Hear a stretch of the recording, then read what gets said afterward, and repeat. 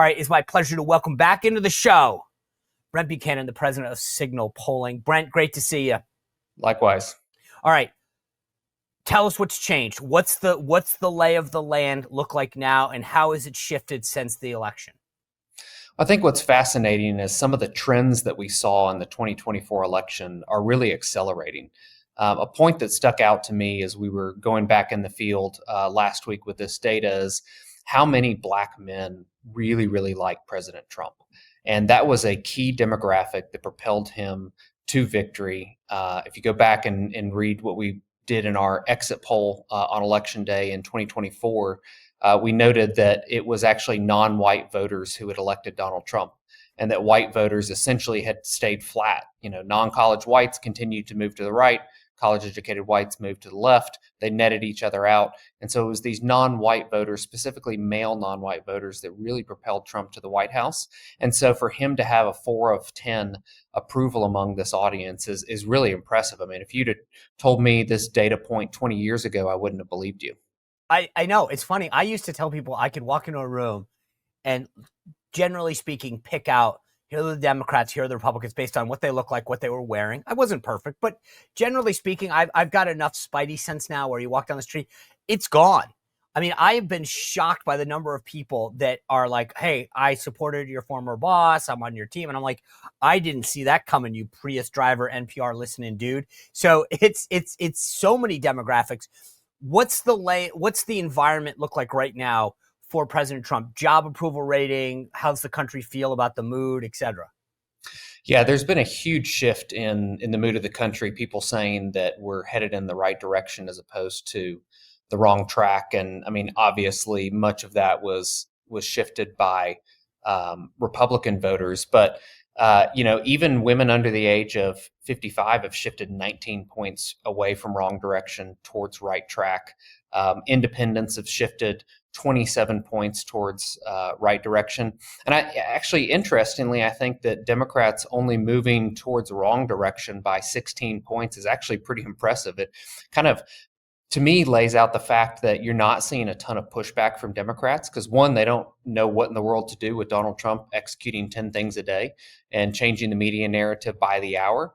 But really, it doesn't seem like they're incredibly mad about what's happening right now, which is a wholesale change compared to this point 8 years ago at the beginning of Trump 1.0. I'm glad you brought that up because that's what I was trying to figure out. Like, do Democratic leaders, when they go flail like Chuck Schumer does, out at these, the problem is I don't think they have a unified message because they don't know their people, these demographics that are usually with them, are now moving over to Team Trump. And so I feel like they don't know what they want to say because they don't even know who they represent anymore. Yep. Yeah, completely. And then they're also losing the base that used to propel them to victories, which Democrats always said demographics is destiny. And now that actually is the Republican mantra. For the new coalition of Republican voters. Like, here's an incredible point about the generic ballot. So do you want the Republican or the Democrat for your congressional district? No names associated with it. Union households, or if there was either a union member, him or herself, or a union member in the household, shifted towards Republicans by 22 points just from January.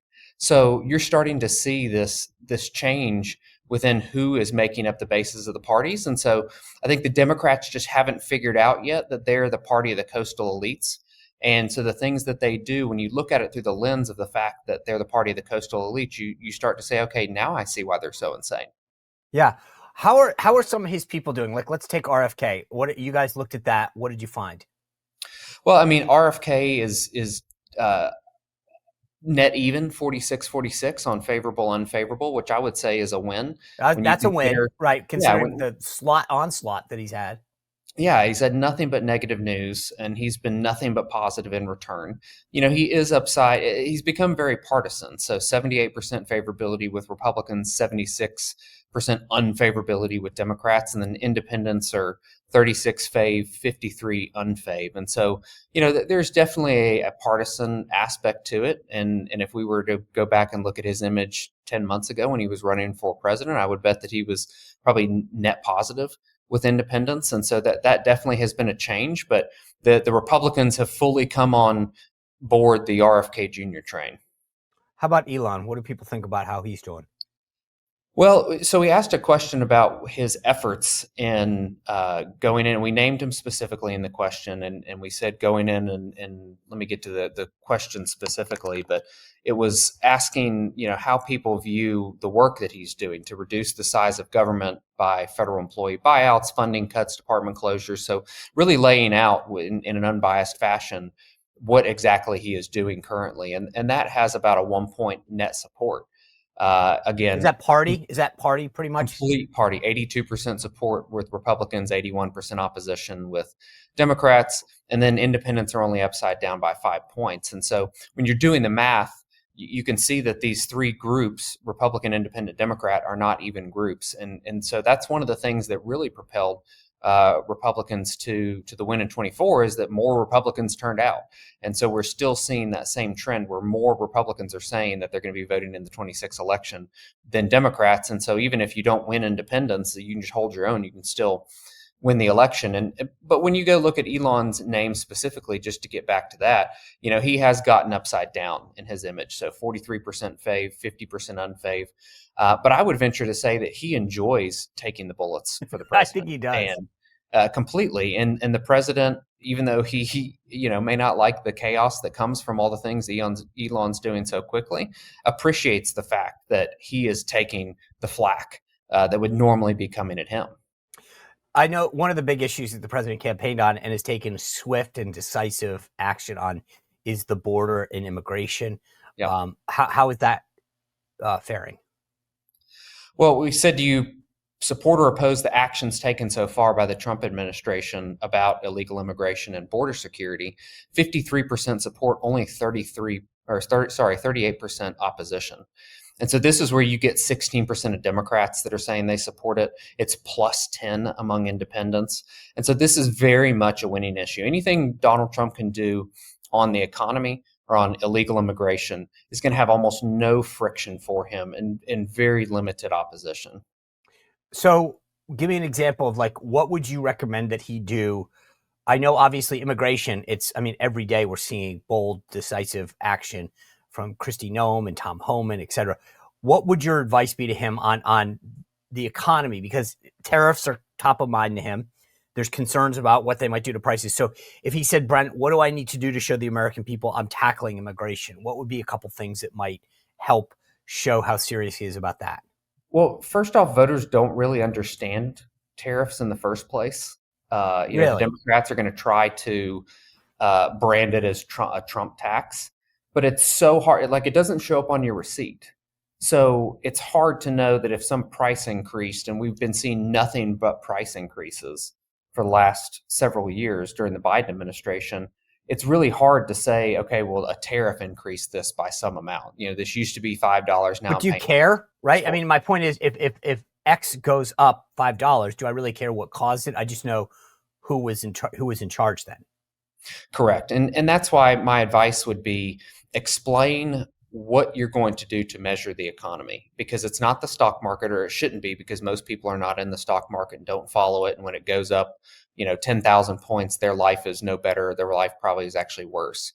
And so it's explaining, this is what has caused the problems thus far, and here's what I'm going to be doing about it, because the economy is just such a big concept and nobody has any idea what levers you can pull. I think it's part of the reason that Republicans didn't have a red wave in 2022 in the midterms and only a red trickle, is because voters just didn't agree that saying that inflation is up and I'm going to cut it cuts it for actually doing something about the economy. So I think Trump really needs to use his bully pulpit to explain, these are the causes. This is why I'm doing a tariff. This is what the benefit to you is going to be. Because you've always got to make it about what's in it for me, for the voter. And I think the economy is just such a massive topic that people can't even wrap their mind around what all involves. It involves what levers there are to pull. How can those levers be pulled to benefit the regular American? Yeah, you're absolutely right. Politicians like that's their job, is to go back and say, this is what I did for you. And so that's exactly right. They got to frame it like that. But you also looked at the issue of the president rooting out DEI from the government, and that actually fared pretty well. Yeah, we've asked questions in the past about, are you for diversity, equity, and inclusion? And of course, you get this, ridiculously high number when it's this ephemeral concept of equality, because nobody wants to be unequal. So, of course, you're going to answer that, yes, I'm for this, the description of diversity, equity, and inclusion. But when you describe what that actually means, when you go that route, it means you are ignoring merit and experience.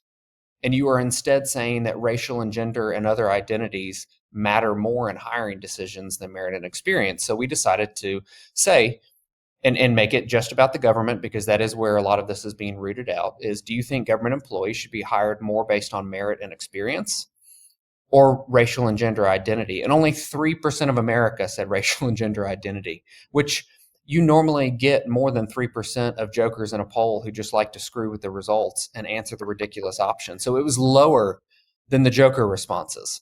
And That says something. 64% of folks said merit and experience. So I think the real messaging win on this is not just saying this is what DEI is, let's get rid of it. Let's say this is what DEI killed. And that is that your merit and your experience don't matter in hiring. And that's what we're getting back to. I was surprised you guys asked a question about acquiring Greenland, and it shocked me that a plurality support his efforts to take over Greenland. Yeah. And where is that It's, coming from? I mean, is that just the base? manifest destiny. We're not just getting a golden era. We're going to go back to manifest destiny. I think that's where it comes from. And we explained why in it, and I believe that's the reason. So in the question, we said acquiring it um, as to increase our advantage over nations like Russia and China, and to boost our national security and our economy. And that, again, you have to explain to voters why you're doing something. They are much smarter than pundits and establishment politicians give them credit for. Yeah, I agree. I think the other thing that I thought was fascinating, and the CIA has now come out in favor of this, is you polled what people think about the origins of COVID. I don't know that I was surprised by the people that agreed with this, but the thing that I thought was fascinating is only 17% in your poll agreed with Fauci and the Democrats that the virus probably arose from natural causes. Yeah. And I really expected that question to be very heavy on Democrats saying it, because they just are so bought in. I mean, they're still wearing masks, go travel. And you were talking about earlier, I can't walk down the street and pick people out. Well, let me tell you, you can still pick out a progressive pretty easily. And it was only 28% of Democrats who said that it had originated from natural causes. So the plurality of Democrats believe it came from a lab leak in China. And in my mind, that just tells the whole story right there. Yeah, if you're using pronouns in your bio or you're wearing a mask, I think I still got you. Yep. All Or you right, just look miserable. the last thing I always want to touch on is that you guys looked about at the polarization within media and media consumption. Tell me what you found in that question. Well, a lot of it is just in continuation of what we had been seeing, and I kind of look at the polarization within the media in juxtaposition with how much attention are people paying to the news. And when you go look at these more diverse populations, when you look at people who are parents, which are in that generational gap, or the generational range that shifted pretty hard to the right, like Gen X, for example, shifted really hard to the right in the last election, they're just not paying nearly as swing voters, not paying nearly as much attention to the news. But when they do, they're going to social media. So white voters are only 36 or 39% getting their news from social media. And again, you can pick up to three options. So when I'm giving these stats, they're not going to equal 100. They're going to be more than 100. But 63% of black voters, 65% of Hispanic voters, 61% of parents, 51% of union households are getting their information from social media. And when you look at black and Hispanic Americans, they are a third are getting their information from YouTube.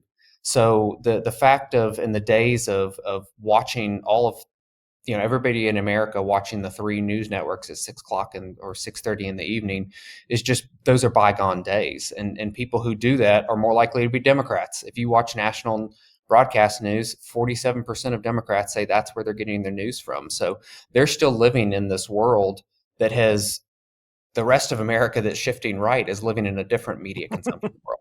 Love it. Thank Brent goodness. Buchanan, I always love what you guys do. You ask great questions. You bring us great insights. I always appreciate you taking the time to share them with us. Thank you for being with us. My pleasure. All right, guys, tomorrow, Congressman Ben Cline on the DOJ efforts to root out waste, fraud, and abuse in the government. Victor Davis Hanson on Friday. Great panel on Thursday. All I'm saying is make sure you hit that subscribe button now because you don't want to miss one.